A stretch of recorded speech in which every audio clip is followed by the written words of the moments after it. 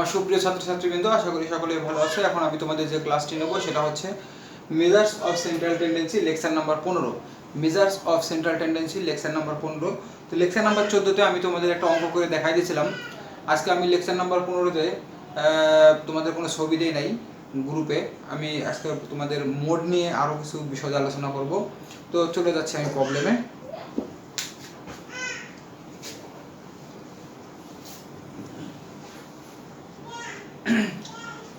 তো আজকে আমি এখন যেটা করব সেটা হচ্ছে আজকের লেকচারের প্রবলেম নাম্বার 1।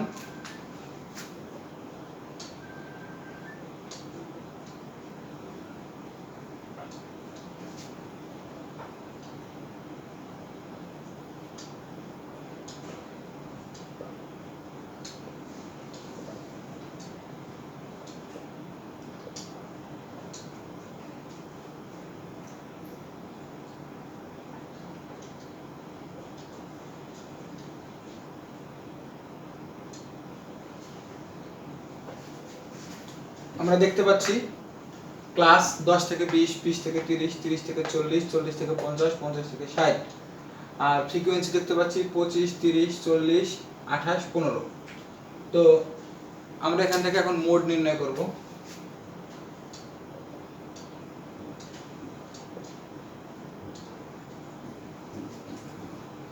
তো তোমরা জানো যে আসলে মোড নির্ণয় করতে গেলে কিন্তু আমাদের কোনো এক্সট্রা কোনো কলাম লাগে না। আমাদের শুধুমাত্র ক্লাস এবং ফ্রিকোয়েন্সি থেকে আমাদের মোড করা সম্ভব।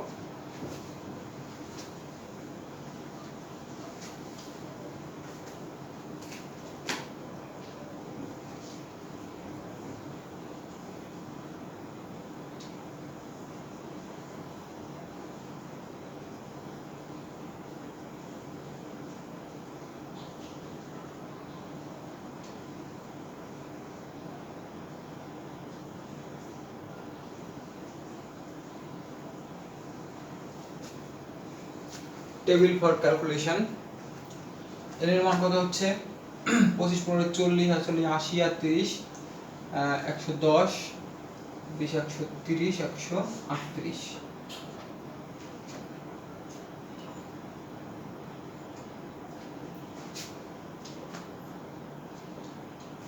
যেহেতু আমাদের প্রশ্নে ফ্রিকোয়েন্সি দেওয়া আছে সেহেতু আমাদের এটা কি হবে, আমাদের এটা গ্রুপ ডাটায় করতে হবে। কোন ডাটায় করতে হবে?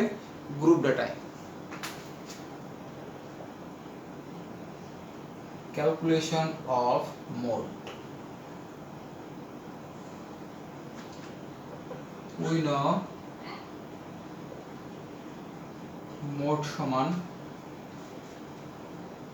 L plus delta 1 plus delta 2 into c. তাহলে আমাদের মোডের সূত্র কি হচ্ছে? L plus delta 1 divided delta 1 plus delta 2 into c. Here modal class. Modal class কাকে বলে? সর্বোচ্চ ফ্রিকোয়েন্সিটা যেখানে আছে সেই ক্লাসটাই হলো আমাদের মোডাল ক্লাস। সর্বোচ্চ ফ্রিকোয়েন্সি কত আছে? 40।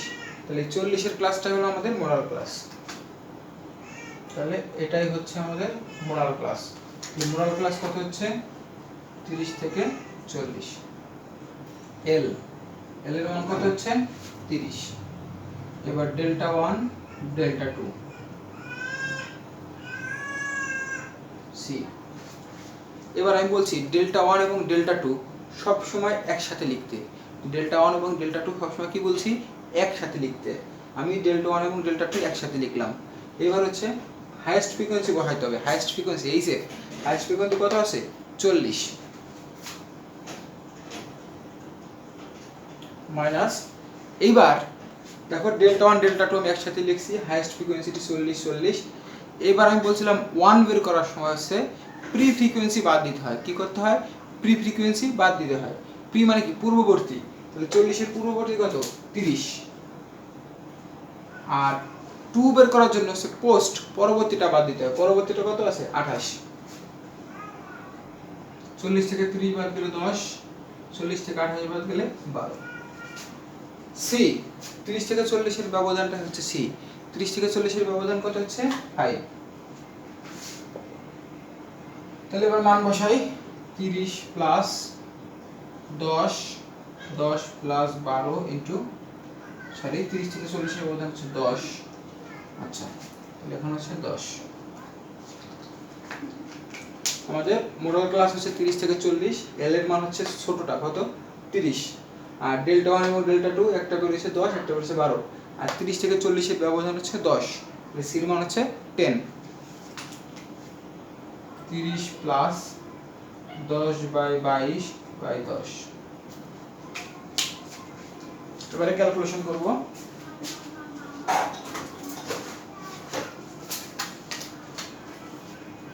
তো প্রথমে আমি 10 কে 22 দ্বারা ভাগ করব, 10 ভাগ 22, তারপরে 10 দ্বারা গুণ করব, গুণ 10।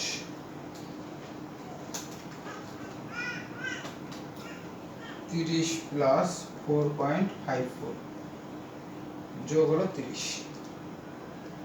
34.54। তো এই প্যাটার্নের অঙ্ক কিন্তু আমি তোমাদের বেশ কয়েকটাই করালাম, যে ফ্রিকোয়েন্সি বা গ্রুপ ডাটার অঙ্ক। মোডের সূত্র হচ্ছে L plus delta 1 divided delta 1 plus delta 2 into c. তো এখন আমি তোমাদের আজকে একটা ভিন্ন অঙ্কের সাথে পরিচয় করাই দেব, সেটা হলো বাই মোডাল প্রবলেম।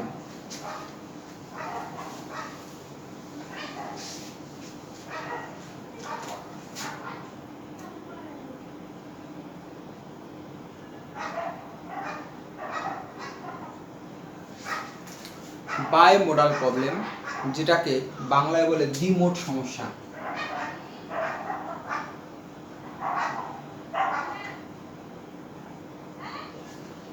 তাহলে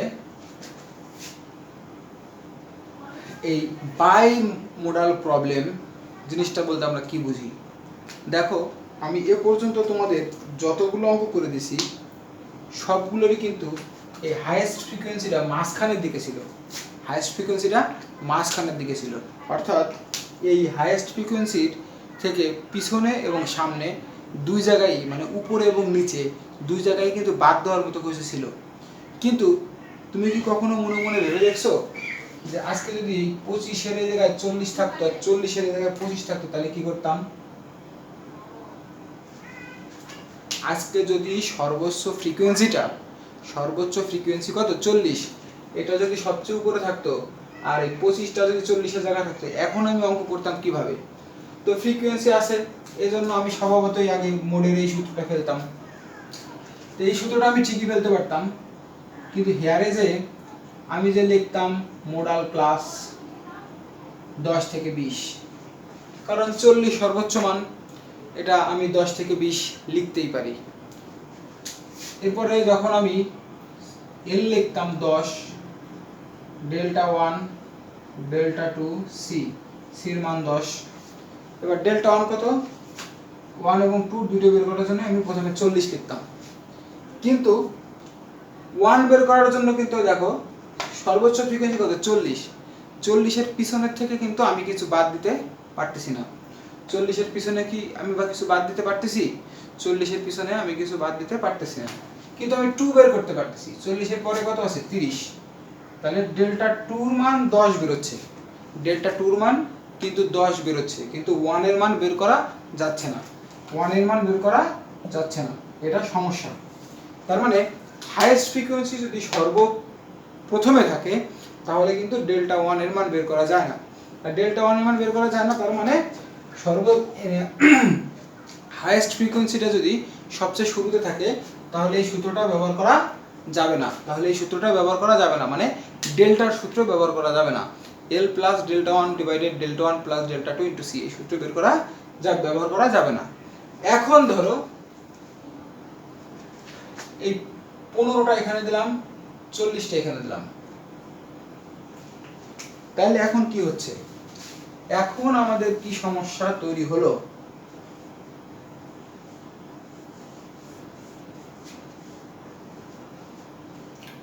এখন আমার যে সমস্যা তৈরি হলো সেটা হলো হাইয়েস্ট ফ্রিকোয়েন্সি, মানে সর্বোচ্চ ফ্রিকোয়েন্সিটা এখন কিন্তু 40, এবং 40টা সবচেয়ে শেষে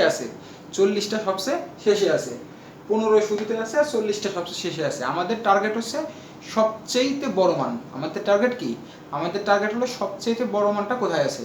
তো আমরা দেখতে পাচ্ছি সবচেয়ে বড় মান হচ্ছে 40, আর 40টা আছে কিন্তু সবচেয়ে শেষে। তাহলে মোরাল ক্লাস কত হচ্ছে? 50 থেকে 60। এল এর মান কত হচ্ছে? 50। এখন কথা হচ্ছে সর্বোচ্চ ফ্রিকোয়েন্সি কত? 40।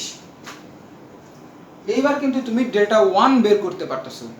40 এর পূর্ববর্তী ফ্রিকোয়েন্সি আছে, 40 হচ্ছে সবচেয়ে বড় ফ্রিকোয়েন্সি। 40 এর পূর্ববর্তী ফ্রিকোয়েন্সি কত? 28।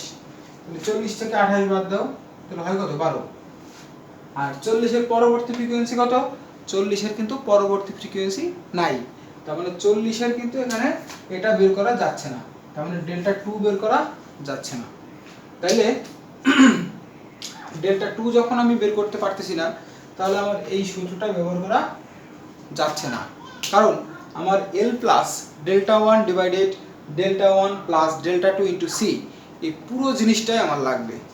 L plus delta 1 divided delta 1 plus delta 2 into c, এই পুরো জিনিসটা ছাড়া আমার অঙ্ক করা সম্ভব নয়। কিন্তু আমি তো এই পুরো জিনিসটা আমি বের করতে পারছি না, এই পুরো জিনিসটা আমার হচ্ছে না। আমার L হচ্ছে, আমার সি হচ্ছে, আমার ডেল্টা 1 হচ্ছে, কিন্তু ডেল্টা 2 আমি পারতেছি না। এই 40 মানে হাইয়েস্ট ফ্রিকোয়েন্সি সবচেয়ে শেষে থাকার কারণে আমি 2 বের করতে পারতেছি না।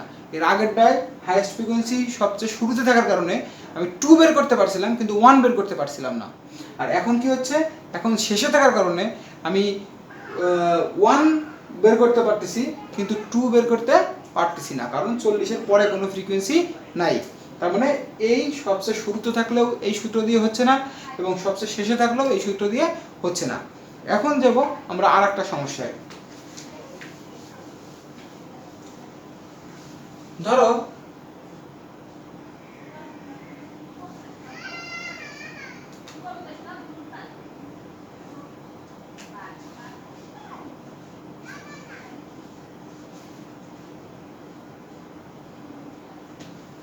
এবার ধরো আমি 40টা মাঝখানেই দিলাম, কিন্তু 40 দিছি আমি 2টা। 40 কয়টা দিছি? 40 দিছি আমি 2টা। তাহলে এখন কিন্তু আমি আর এক ধরনের সমস্যায় পড়ে গেলাম। কি ধরনের সমস্যা? হাইয়েস্ট ফ্রিকোয়েন্সি মানে সর্বোচ্চ ফ্রিকোয়েন্সি 2টা হয়ে গেছে, হাইয়েস্ট ফ্রিকোয়েন্সি 2টা হয়ে গেছে। তাহলে হাইয়েস্ট ফ্রিকোয়েন্সি 40 এর একটা, 40 এর একটা। তাহলে এই 2টা হাইয়েস্ট ফ্রিকোয়েন্সি হওয়ার কারণে, 2টা হাইয়েস্ট ফ্রিকোয়েন্সি হওয়ার কারণে এখন তুমি কাকে মোডাল ক্লাস ধরবা? তুমি যদি এইটাকে ধরো তাহলে 30 থেকে 40 হচ্ছে তোমার মোডাল ক্লাস। যদি এই 40কে ধরো তাহলে কিন্তু 40 থেকে 50 হচ্ছে তোমার মোডাল ক্লাস। তার মানে এই 40কে ধরলে হবে 30 থেকে 40, এই 40কে ধরলে হবে 40 থেকে 50। এখন তুমি একজনকে ধরলে আর একজন বেজার হবে, তুমি যে 40কে ধরবা 39 বেজার হবে। তার মানে আমাদের এখানেও একটা সমস্যা। তাহলে আমি 3টা সমস্যা করলাম। এক হলো 40 যদি সবচেয়ে শুরুতে থাকে, 40 যদি সবচেয়ে শেষে থাকে, অথবা 40 যদি 2বার থাকে, তাহলে আমাদের সব দিক দিয়েই সমস্যা। তো এটাকেই বলা হয়েছে বাইমোডাল প্রবলেম, দ্বিমোড সমস্যা। এখন আমরা আসবো সমাধানে, যে তাহলে দ্বিমোড সমস্যা যদি থাকে, তাহলে আমি বললাম L plus delta 1 divided delta 1 plus delta 2 into c, এই সূত্রটা ব্যবহার করা যাবে না, এই সূত্রটা ব্যবহার করা যাবে না। তো এই সূত্রটা যদি ব্যবহার করা না যায়, তাহলে এখন আমার এর সমাধান কে দেবে? হ্যাঁ, সেটাই এখন আমরা দেখে নেব।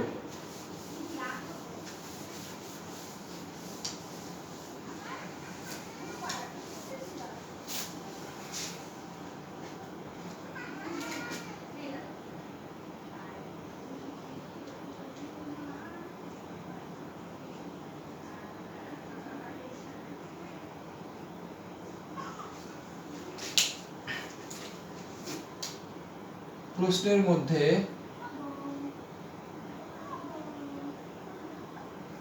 যদি সর্বোচ্চ ফ্রিকোয়েন্সি সবচেয়ে শুরুতে, সবচেয়ে শেষে, অথবা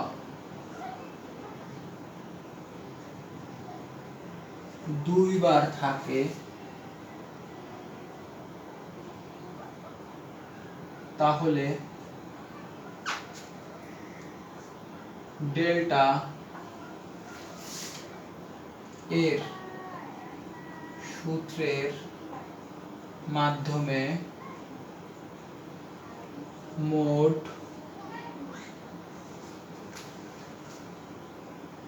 নির্ণয় করা যায় না, তখন নিম্নোক্ত সূত্রের সাহায্যে মোট নির্ণয় করতে হয়।